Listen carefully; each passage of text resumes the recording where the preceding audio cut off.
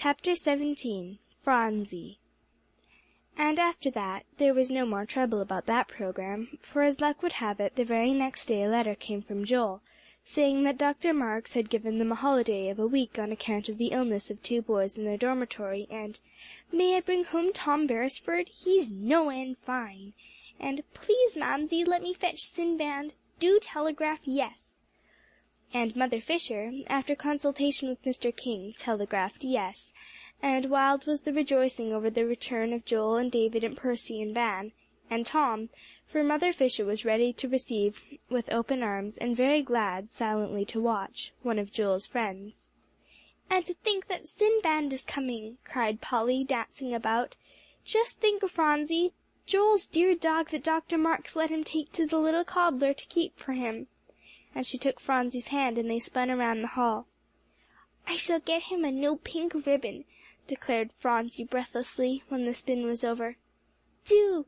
cried Polly. "Dear me, that was a good spin, Phronsie." "I should think it was," said Ben. "Goodness me, Polly, Phronsie and you made such a breeze." "Didn't we, Pet?" cried Polly, with a last kiss. "Oh, Ben and Jasper, to think those boys will be here for our entertainment!" "I know Tom is made of the right stuff," Mamsie said proudly to Father Fisher, "else my boy would not choose him." "That's a fact, wife," the little doctor responded heartily. "Joel's all right, maybe a bit heedless, but he has a good head on his shoulders." The 5 boys bounded into the wide hall that evening, Joel first, and in his arms a yellow dog, by no means handsome, with small beady eyes, and a stubby tail that he was violently endeavoring to wag, under the impression that he had a good deal of it. "Mamsie!" shouted Joel, his black eyes glowing, and precipitating himself into her arms, dog and all. "See Sinbad! See, Mamsie!" "It's impossible not to see him," said Ben. "Goodness me, Joe, what a dog!" Which luckily Joel did not hear, for the babble going on around. Besides, there was Phronsie trying to put her arms around the dog, and telling him about the pink ribbon which she held in her hand. "Joe," said Dr. Fisher, who had been there and everywhere in the group, and coming up to nip Joel's jacket, "introduce your friend.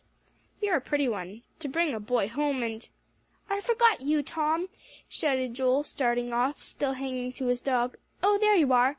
seeing Tom in the midst of the circle, and talking away to Grandpapa and Polly. "As if I couldn't introduce Tom!" sniffed Percy importantly, quite delighted at Joel's social omissions. "I've done it ages ago." "All right," said Joel, quite relieved. "Oh, Phronsie, Sinbad doesn't want that ribbon on," as Phronsie was making violent efforts to get it around the dog's neck. "I would let her, Joel," said Mother Fisher, "if I were you." "But he hates a ribbon," said Joel in disgust, "and besides, he'll chew it up, Phronsie."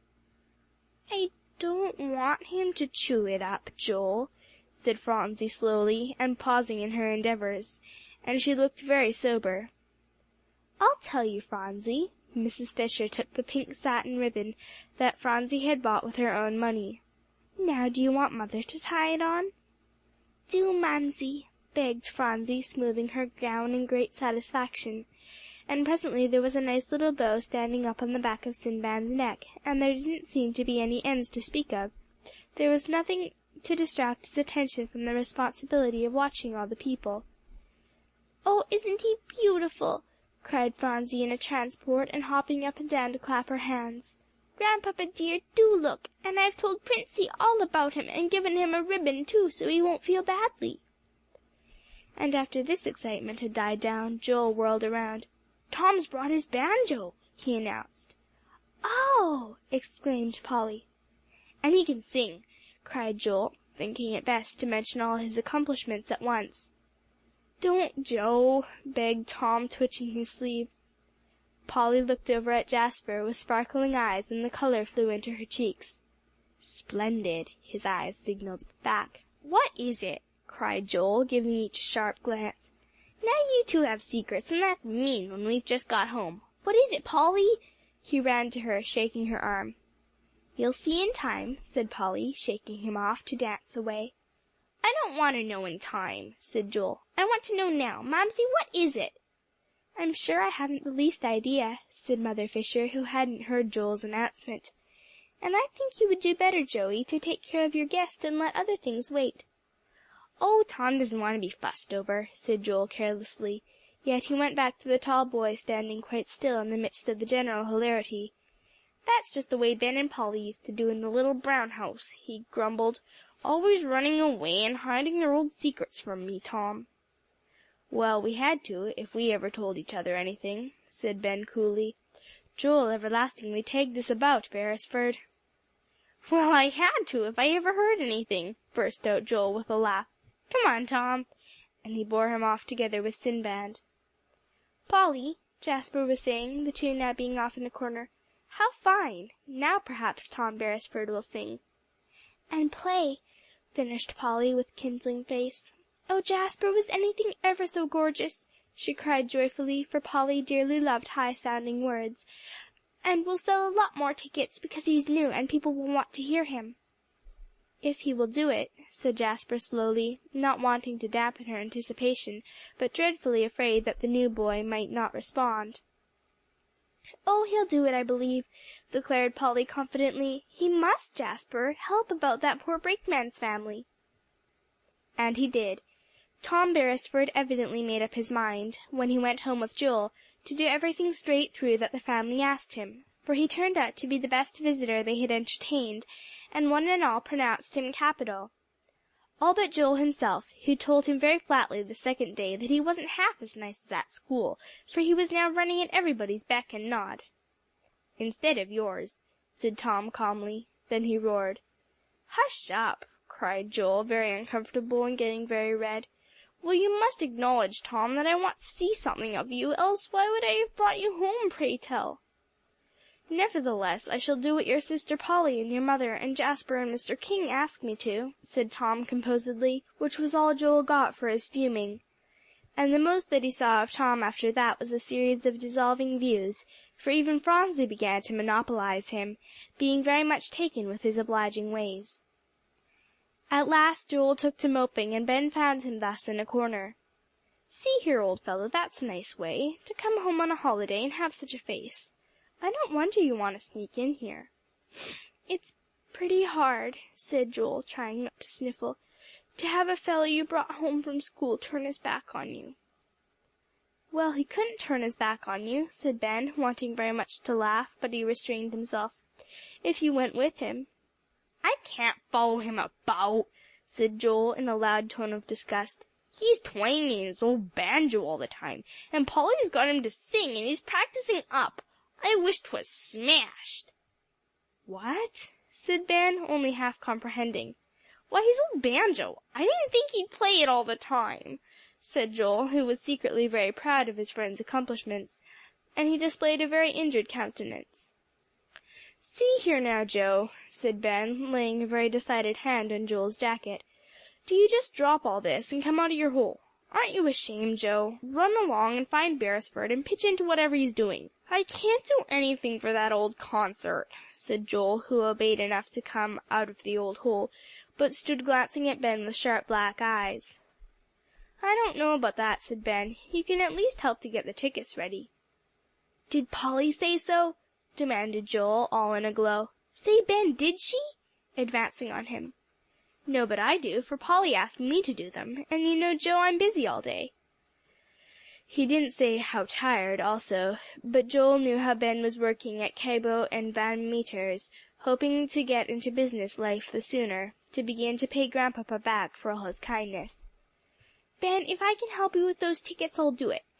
Every trace of Joel's grumpiness had flown to the four winds. "Let me, will you?" he begged eagerly. "All right." Ben had no need to haul him along, as Joel raced on ahead up to Ben's room to get the paraphernalia.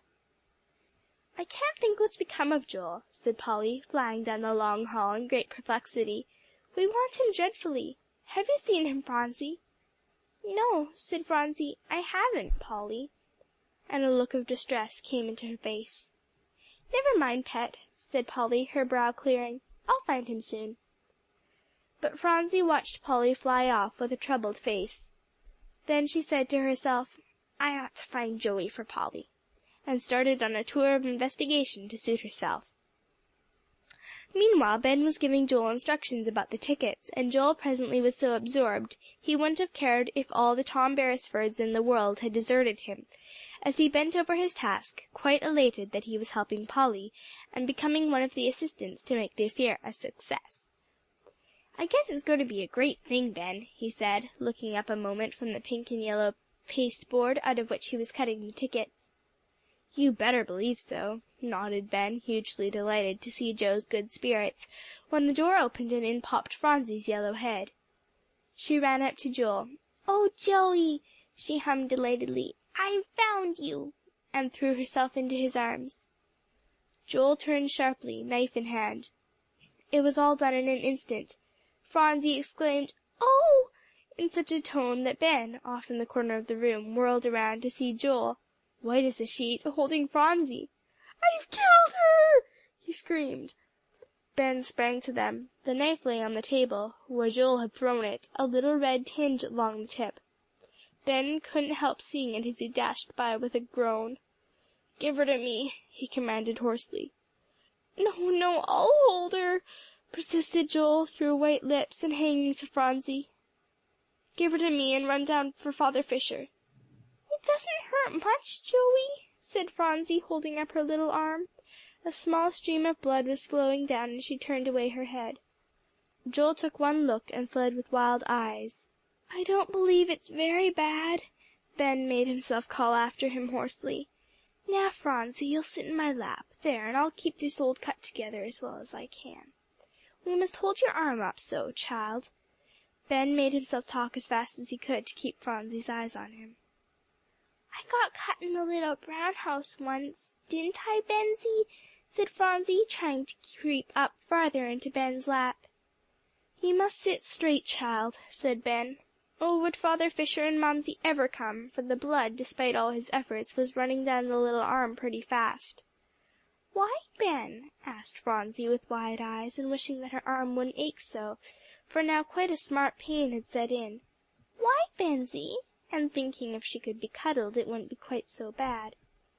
"Why, we must hold your arm up stiff," said Ben, just as Mamsie came up to her baby and took her in her arms, and then Phronsie didn't care whether the ache was there or not. "Joe couldn't help it," said Ben brokenly. "I believe that," Mother Fisher said firmly. "Oh, Ben, the doctor is away." Ben started. "I'll go down to the office, perhaps he's there." "No, there's no chance. I've sent for Dr. Pennell. Your father likes him." "Now, Phronsie," Mrs. Fisher set her white lips together tightly, "you and I and Ben will see to this arm of yours. Ben, get one of your big handkerchiefs." "It doesn't ache so very much, Mamsie," said Phronsie, "only I would like to lay it down." "And that is just what we can't do, Phronsie," said Mother Fisher decidedly. "All right," to Ben, "now tear it into strips." Old Mr. King was not in the library when Joel had rushed down with his dreadful news, but was in Jasper's den, consulting with him and Polly about the program for the entertainment, as Polly and Jasper, much to the old gentleman's delight, never took up a step without going to him for advice. The consequence was that these three did not hear of the accident till a little later, when the two Whitney boys dashed in with pale faces. "Phronsie's hurt!" was their announcement, which wouldn't have been given so abruptly had not each one been so anxious to get ahead of the other. Old Mr. King, not comprehending, had turned sharply in his chair to stare at them. "Hush, boys!" warned Polly, hoarsely pointing to him. "Is Mamsie with her?" She didn't dare to speak Phronsie's name. "Yes," said Van, eager to communicate all the news, and hoping Percy would not cut in.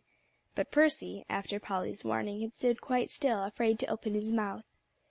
Jasper was hunting in one of his drawers for an old book his father had wished to see, so of course he hadn't heard a word. "Here it is, Father!" he cried, rushing back and whirling the leaves. "Why, what?" for he saw Polly's face.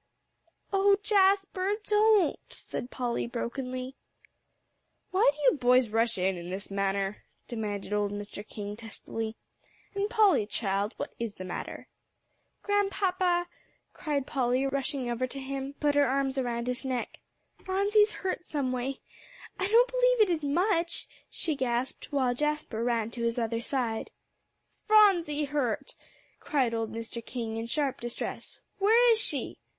Then Percy, seeing it was considered time for communication of news, struck in boldly, and between the two all that was known of Joel's wild exclamations was put before them.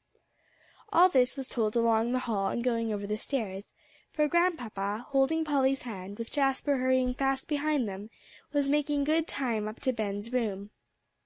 "And Dr. Fisher can't be found," shouted Van, afraid that the whole would not be told. Polly gave a shiver that all her self-control could not help. "But Joel's gone for Dr. Pennell," screamed Percy. "Mrs. Fisher sent him." "He's very good," said Jasper comfortingly. So this is the way they came into Ben's room. "Oh, here's Grandpapa," cooed Phronsie, trying to get down from Mamsie's lap. "Oh, no, Phronsie," said Mrs. Fisher. "You must sit still. It's better for your arm." "But Grandpapa looks sick," said Phronsie. "Bless me! Oh, you poor lamb, you!" Old Mr. King went unsteadily across the room and knelt down by her side. "Grandpapa," said Phronsie, stroking his white face, "see, it's all tied up high." "Sit still, Phronsie," said Mrs. Fisher, keeping her fingers on the cut. Would the doctor ever come?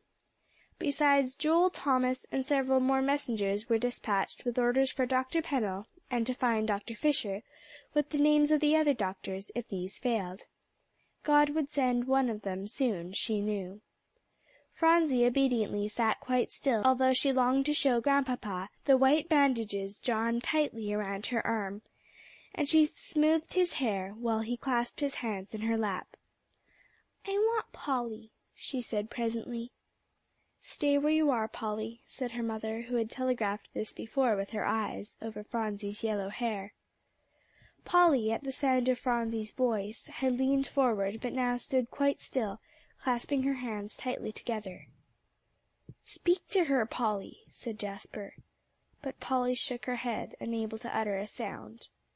"Polly, you must," said Jasper, for Phronsie was trying to turn in her mother's lap, and saying in a worried way, "Where's Polly? I want Polly." "Polly is over there," said Mamsie, "but I do not think it is best for her to come now. But she'll speak to you, Phronsie." "How funny!" laughed Phronsie. "Polly can't come, but she'll talk across the room." Everything turned black before Polly's eyes, but she began, "Yes, Pet, I'm here," very bravely. "I'm so glad that you're there, Polly," said Phronsie, easily satisfied. Footsteps, rapid and light, were heard on the stairs. Polly and Jasper flew away from the doorway to let Dr. Pennell, his little case in his hand, come in. "Well, well," he exclaimed cheerily, "so now it's Phronsie. I'm coming to her this time," for he had often dropped in to call or to dine since the railway accident. "Yes," said Phronsie, with a little laugh of delight, for she very much liked Dr. Pennell. He always took her on his lap, and told her stories, and he had a way of tucking certain little articles in his pockets to have her hunt for them. So they had gotten on amazingly well. "Why, where—" Phronsie began in a puzzled way. "Is Dr. Fisher?" Dr. Pennell finished it for her, rapidly going on with his work. "Well, he'll be here soon, I think. And you know he always likes me to do things when he isn't on hand, so I've come." "And I like you very much," said Phronsie, wriggling her toes in satisfaction. "I know that. We are famous friends, Phronsie," said the doctor, with one of those pleasant smiles of his that showed his white teeth. "What's famous?" asked Phronsie, keeping her grave eyes on his face. "Oh, fine. It means first rate. We are fine friends, aren't we, Phronsie?" "Yes, we are," declared Phronsie, bending forward to see his work the better, and taking her eyes from his face. "There, there, you must sit quite straight. That's a nice child, Phronsie. And see here, I must take you sometime in my carriage when I go on my calls. Will you go, Phronsie?" And Dr. Pennell smiled again. "Yes, I will." Phronsie nodded her yellow head, while she fastened her eyes on his face. "I used to go with Papa Fisher when I was at the little brown house, and I liked it, I did." "Well, and now you will go with me," laughed Dr. Pennell. Now, Phronsie, I think you're fixed up quite nicely," slipping the various articles he had used deftly into his little bag, and snapping it to. "Not a very bad affair," he said, whirling round to old Mr. King, drawn deeply within a big chair, having already telegraphed the same to Mother Fisher over Phronsie's head. "Thank the Lord!" exclaimed the old gentleman. "Well, now, I'm going to send every one out of the room," announced Dr. Pennell, authoritatively. "Hurry, now." He clapped his hands and laughed. Old Mr. King sat quite still, fully determined not to obey. But the doctor, looking over him fixedly, seemed to expect him to leave, and although he still had that pleasant smile, he didn't exactly give the impression that his medical authority could be tampered with. So the old gentleman found himself outside of the door. "And now we must find Joel," Polly was saying to Jasper. Chapter 17